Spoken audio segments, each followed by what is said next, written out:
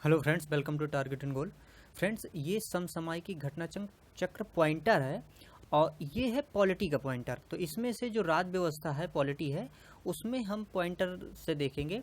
और ये घटना चक्र की जो बुक आती हैं, काफ़ी वो लार्ज बुक होती हैं, बड़ी बुक होती हैं, जिसमें कि पुराने जो भी एग्जाम्स रहते हैं उनके जो भी प्रश्न रहते हैं उनका समेसन रहता है। तो उसी के बेस पे बनाई जाती हैं ये, और ये आपके क्विक रिवीजन के लिए बहुत ही उपयोगी हैं। और दूसरी चीज़ कि इसमें आपको वो फैक्ट मिल जाएंगे जो कि बहुत ही महत्वपूर्ण है और आपके एग्ज़ाम में 100% आने की पूरी इसमें से संभावना रहती है। तो चलिए इसमें से हम एक एक करके देखेंगे, और इसको हम बहुत बड़ा ना खींच के छोटे छोटे पार्ट में बांट रहे हैं ताकि आप इसको आसानी से ऑब्जर्व कर सकें और आसानी से समझ सकें। तो आप क्रम से इसको देखते जाइए। हम भूगोल का पॉइंटर भी लेके आ गए हैं फ्रेंड्स, तो भूगोल के पॉइंटर में भी आप उसको भी सुनते जाइए। और देखिए, ये चीज़ें ऐसी हैं कि इनको अगर लगा के सीधे सीधे आप ऑन करके आसानी से सुनते भी जाएंगे तो वो फैक्ट आपके दिमाग में आते जाएंगे। तो सबसे पहले इसमें देखते हैं कि संवैधानिक विकास जो था उससे संबंधित कौन कौन से प्रश्न इसमें रखे गए हैं। तो संविधान बना, फिर संविधान कैसे बना, उसका विकास क्या का जो क्रम रहा है उससे संबंधित कुछ यहाँ पर प्रश्न है। भारतीय विधान परिषद को बजट पर बहस करने की शक्तियां प्राप्त हुई भारतीय परिषद अधिनियम 1892 के अंतर्गत। कलकत्ता में सर्वोच्च न्यायालय की स्थापना का प्रावधान किया गया है। कब से वो किया गया है? रेगुलेटिंग एक्ट 1773 से। इसके बाद भारत में संघीय न्यायालय की स्थापना जो की गई वो भारत सरकार अधिनियम 1935 के द्वारा की गई है। और भारत का संघीय न्यायालय स्थापित किया गया है 1937 में। मतलब कि भारत सरकार अधिनियम 1935 ये जो आया था, इसमें प्रावधान किया गया था कि एक संघीय न्यायालय बनाया जाएगा, और उसी संघीय न्यायालय को 1937 में क्या किया गया? बनाया गया। नियंत्रण परिषद की स्थापना, मतलब कंट्रोलर जनरल जो बने थे उसमें से, तो वो कब बनाया गया था? तो पिट्स इंडिया एक्ट जो बना था, पिट्स का भारत अधिनियम 1784, इसमें बोर्ड ऑफ कंट्रोलर और बोर्ड ऑफ डायरेक्टर्स बनाए गए थे। तो उसी को यहाँ पर कहा गया है कि नियंत्रण परिषद की स्थापना की गई थी 1784 पिट्स इंडिया एक्ट के तहत। सर्वोच्च न्यायालय की स्थापना कब की गई थी? ये की गई थी नियामक अधिनियम 1773, मतलब कि रेगुलेटिंग एक्ट 1773 में प्रावधान किया गया था कि सुप्रीम कोर्ट बनाया जाएगा। अभी हमने ऊपर संघीय न्यायालय देखा, तो संघीय न्यायालय 1935 के अधिनियम के तहत, और सर्वोच्च न्यायालय अर्थात सुप्रीम कोर्ट 1773 रेगुलेटिंग एक्ट के तहत बनाने का प्रावधान किया गया था। इंग्लिश मिशनरियों को भारत में कार्य करने की अनुमति चार्टर अधिनियम 1813 के तहत शक्तियां दी गई थी। मतलब कि वो भारत में अपने धर्म का प्रचार कर सकते हैं, ये 1813 के अधिनियम में कहा गया था। गवर्नर जनरल की परिषद में कानूनी सदस्य की नियुक्ति चार्टर अधिनियम 1833 के तहत किया गया था। मतलब कि ये जो परिषद थी, इस परिषद में एक कानूनी व्यक्ति, कानूनी सदस्य 1833 से शामिल हुआ था। 1919 में भारत शासन अधिनियम की प्रमुख जो विशेषताएं हैं वो ऐसे हैं। प्रांतों की कार्यकारिणी सरकार में द्वैध शासन की व्यवस्था, केंद्र द्वारा प्रांतों को विधानी शक्ति का हस्तांतरण, और भारतीय विधान पालिका जो है वो पहली बार द्विसदनीय कब हुई? तो पहली बार द्विसदनीय 1919 में हुई थी। द्विसदनीय का मतलब अगर हम ऐसे साधारण सा देखें कि वहाँ पर 2 सदन बना दिए गए थे, जैसे आज हम 2 सदन देखते हैं, इसी प्रकार से वहाँ पर भी 2 सदन बना दिए गए थे 1919 में। राष्ट्रपति की अध्यादेश निर्गत करने की शक्तियाँ प्रेरित हैं भारत शासन अधिनियम या भारत सरकार अधिनियम 1935 से। भारतवासियों को अपने देश के प्रशासन में कुछ हिस्सा लेना संभव बन पाया चार्टर एक्ट 1833 के अधिनियम के तहत। इसके पहले ये जो शक्तियां थी वो नहीं प्रदान की गई थी। भारत के संविधान में केंद्र और राज्यों के बीच किया गया शक्तियों का विभाजन आधारित है भारत सरकार अधिनियम 1935 के द्वारा। एक संघीय व्यवस्था और केंद्र में द्वैध शासन भारत में लागू किया गया था 1935 के तहत। अब देखिए 1919 में राज्यों में द्वैध शासन लगाया गया था, लेकिन केंद्र में द्वैध शासन लगा दिया गया था और राज्यों में हटा दिया गया था। वो कब? 1935 के अधिनियम के तहत। अखिल भारतीय महासंघ स्थापित करने का प्रावधान शामिल किया गया था भारत सरकार अधिनियम 1935 में।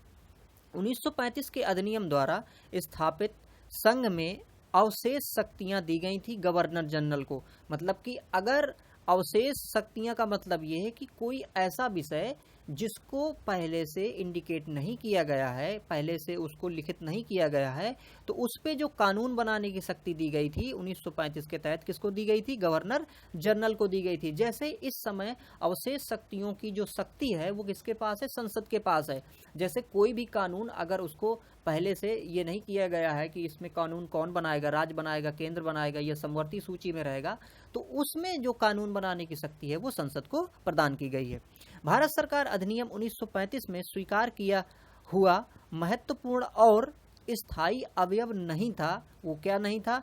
देश के लिए लिखित संविधान। मतलब कि देश के लिए लिखित संविधान का प्रावधान उसमें से नहीं किया गया था।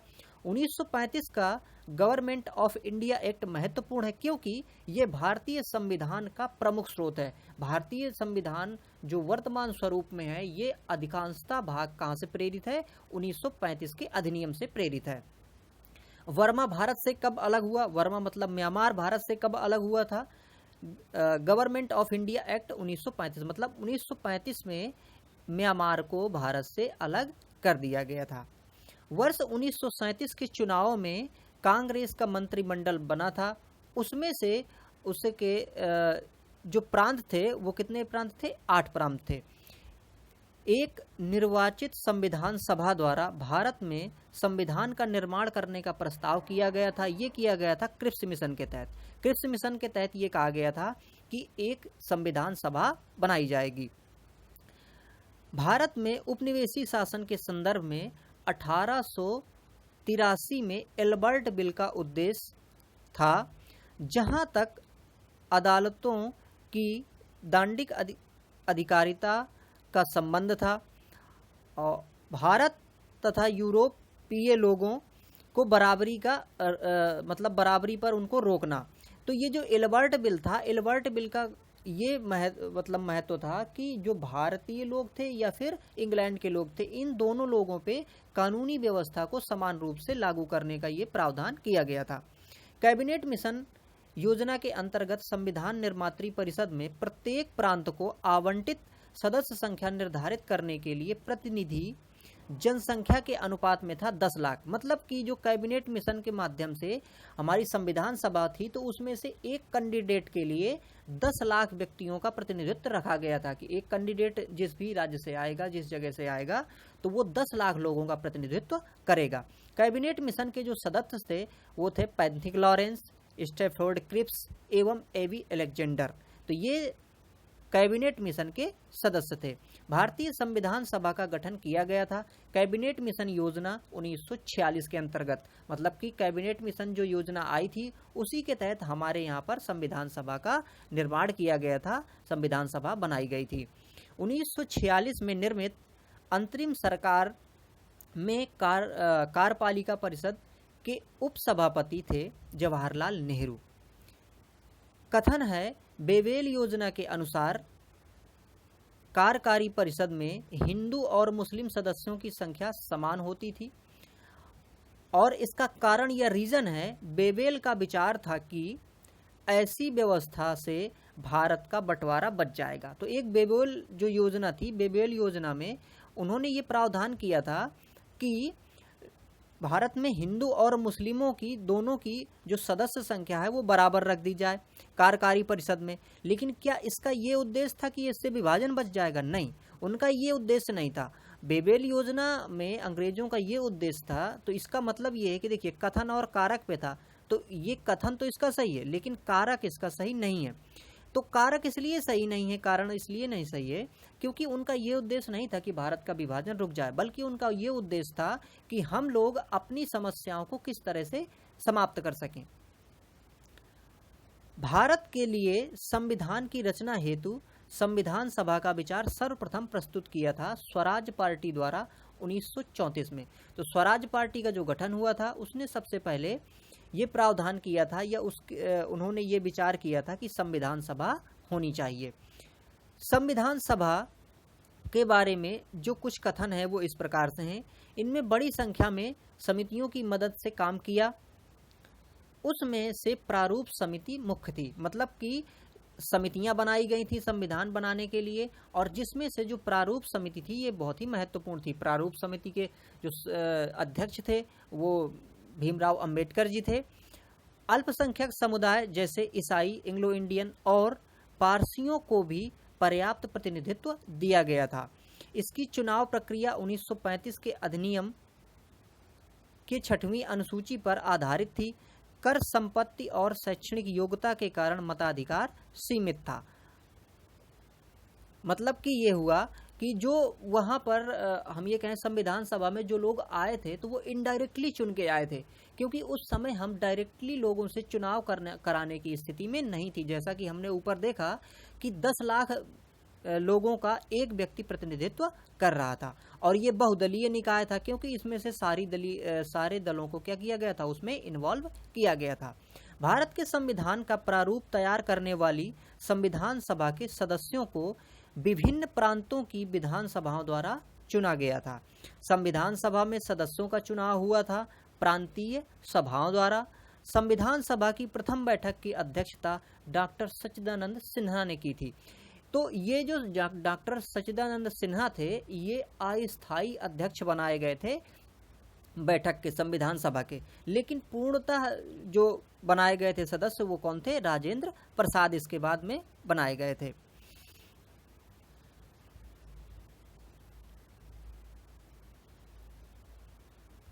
भारतीय संविधान सभा की स्थापना की गई थी 9 दिसंबर 1946 को, मतलब कि 9 दिसंबर 1946 को ही संविधान सभा की पहली बैठक की गई थी, जिसमें से सच्चिदानंद सिन्हा को अध्यक्ष बनाया गया था।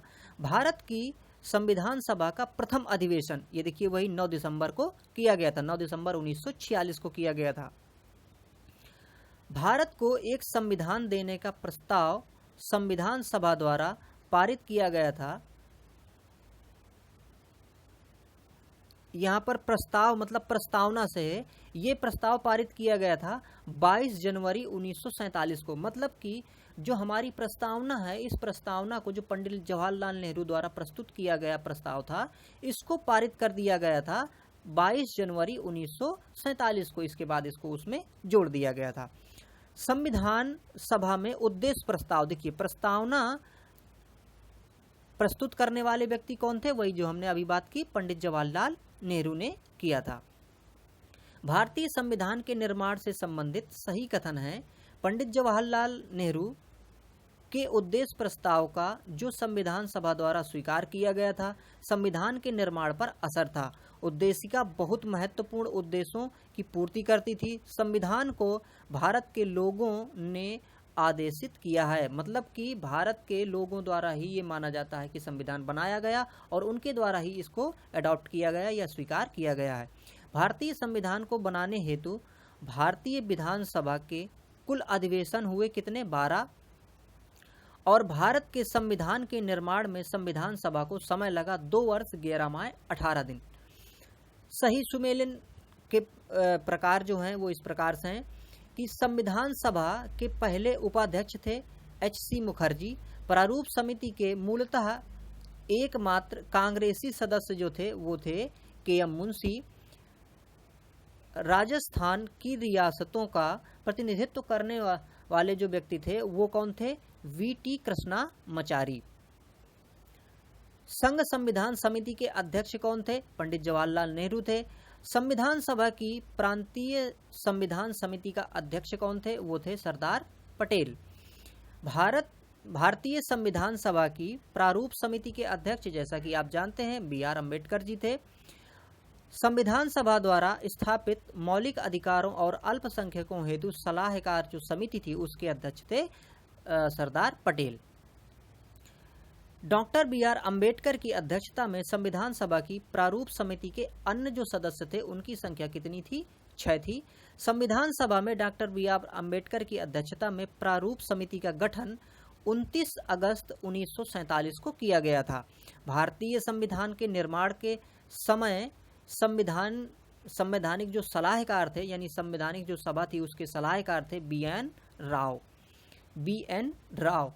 भारतीय संविधान का प्रथम प्रारूप तैयार किया गया था किसके द्वारा? बी एन राव द्वारा। बी एन राव भी बहुत महत्वपूर्ण व्यक्ति रहे हैं हमारे संविधान के निर्माण में। भारतीय संविधान सभा ने राष्ट्रीय ध्वज को कब स्वीकार किया? ये स्वीकार किया 22 जुलाई 1947 को। संविधान निर्मात्री परिषद की झंडा समिति के अध्यक्ष कौन थे? डॉक्टर राजेंद्र प्रसाद। भारत का संविधान पूर्ण रूप से तैयार कब हो गया? 26 नवंबर 1949 को। भारतीय संविधान पूर्णतः लागू कब हुआ? 26 जनवरी 1950 को। हालांकि भारतीय संविधान के कुछ अनुच्छेद 26 नवंबर 1949 को भी लागू कर दिए गए थे और 26 नवंबर को ही हम लोग संविधान दिवस के रूप में मनाते हैं। संविधान को 26 जनवरी के दिन लागू करने का निर्णय इसलिए लिया गया क्योंकि कांग्रेस ने इस तिथि को 1930 में स्वतंत्रता दिवस के रूप में मनाया था, क्योंकि लाहौर में एक अधिवेशन हुआ था कांग्रेस का 1929 में, और उसी 1929 में हुए लाहौर अधिवेशन में ये फैसला लिया गया था कि 26 जनवरी को हम अपना स्वतंत्रता दिवस मनाएंगे। और वहाँ जो लाहौर में जो अधिवेशन हुआ था उस अधिवेशन की अध्यक्षता पंडित जवाहरलाल नेहरू ने की थी। भारतीय संविधान को अपनाया गया था संविधान सभा द्वारा। संविधान सभा ने उसमें साइन किए थे कि हम इसको स्वीकार करते हैं। भारत का संविधान अंगीकृत एवं अधिनियमित हुआ 26 जनवरी 1949 को, क्योंकि उसमें से आप देखते होंगे जो प्रस्तावना है उसमें सबसे नीचे इसकी डेट को मेंशन किया गया है। बी आर अम्बेडकर का संविधान सभा में निर्वाचन कहाँ से हुआ था? वो हुआ था बम्बई प्रेसिडेंसी से। पहले इनका हुआ था बंगाल से, लेकिन बंगाल में चूंकि विभाजन हो गया था तो विभाजन के वजह से फिर इनका कहाँ पे कर दिया गया था? बम्बई से इनका निर्वाचन कर दिया गया था। डॉक्टर भीमराव अंबेडकर का जन्म और मृत्यु, तो देखिए इनका जो जन्म हुआ था वो 1891 में और 1956 में इनकी मृत्यु हुई थी। जनगण मन को भारत में राष्ट्रगान के रूप में कब अपनाया गया है? ये 1950 में। जनगण मन जो हमारा राष्ट्रगान है इसको 1950 में अपनाया गया है। भारत शासन द्वारा राजकीय चिन्ह अंगीकृत किया गया था 26 जनवरी 1950 को। सही कथन कुछ इस प्रकार से हैं कि तृतीय गोलमेज सम्मेलन के विचार विमर्श की परिणति भारत सरकार अधिनियम 1935 के पारित होने के रूप में हुई। मतलब कि जो तृतीय गोलमेज सम्मेलन हुआ था उसके बाद में, तृतीय गोलमेज सम्मेलन जो हुआ था वो 32 में हुआ था, 1932 में। इसके बाद में 1935 का अधिनियम लाया गया। भारत सरकार अधिनियम 1935 ने ब्रिटिश भारत के सूबों और भारतीय रियासतों के एक संघ पर आधारित ऑल इंडिया फेडरेशन के गठन का उपबंध किया था। कथन और कारक में यहाँ पर दो चीजें हैं। कथन है भारत का संविधान देश की आवश्यकताओं की पूर्ति करता है, और कारण है इसको एक ग्रहीत संविधान कहा जाता है। तो यहाँ पर देखिए ए और आर दोनों सत्य हैं, लेकिन यहाँ पर स्पष्टीकरण नहीं करता है। कैसे? देखिए भारत का संविधान देश की आवश्यकताओं की पूर्ति करता है और इसको अंगीकृत मतलब ग्रहीत भी किया गया। ग्रहीत संविधान का मतलब है कि हमने अन्य देशों से इसको क्या किया है, जो मुख्य चीजें थी, जो आवश्यक था, हमने उसको क्या कर लिया है, ले लिया है। तो इस प्रकार से इसका यहाँ पर कथन और कारण दोनों सही हैं, लेकिन कारण जो है ये व्याख्या नहीं करता है। संविधान सभा में वयस्क मताधिकार को 15 वर्ष के लिए स्थगित करने की बात की थी। ये किसने बात की थी? ये की थी मौलाना आजाद ने की थी।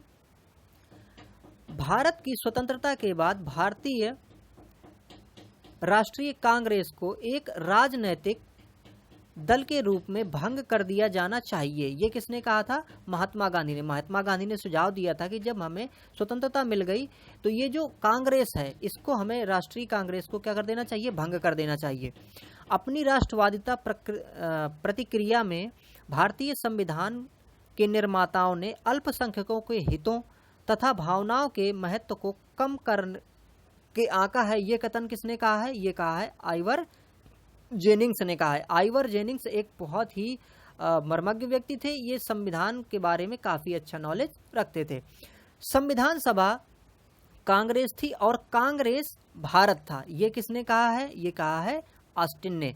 भारतीय संविधान सभा में कुल महिलाओं की संख्या कितनी थी? 15 थी। तो फ्रेंड्स ये हमने फैक्ट्स देखे काफ़ी। आगे वाले जो हम वीडियो बनाएंगे, आगे वाले वीडियो में हम संविधान की जो विदेशी प्रभाव है, मतलब विदेशों से कौन सा कहाँ से क्या लिया गया है, उसको हम देखेंगे। तो फ्रेंड्स देखते रहिए इस चैनल को। और हम जो भूगोल की सीरीज भी फ्रेंड्स बना रहे हैं पैरेलली, उसको आप देखते रहिए, तो आपको इससे काफ़ी अच्छी सहायता मिल जाएगी friends. Thank you for watching.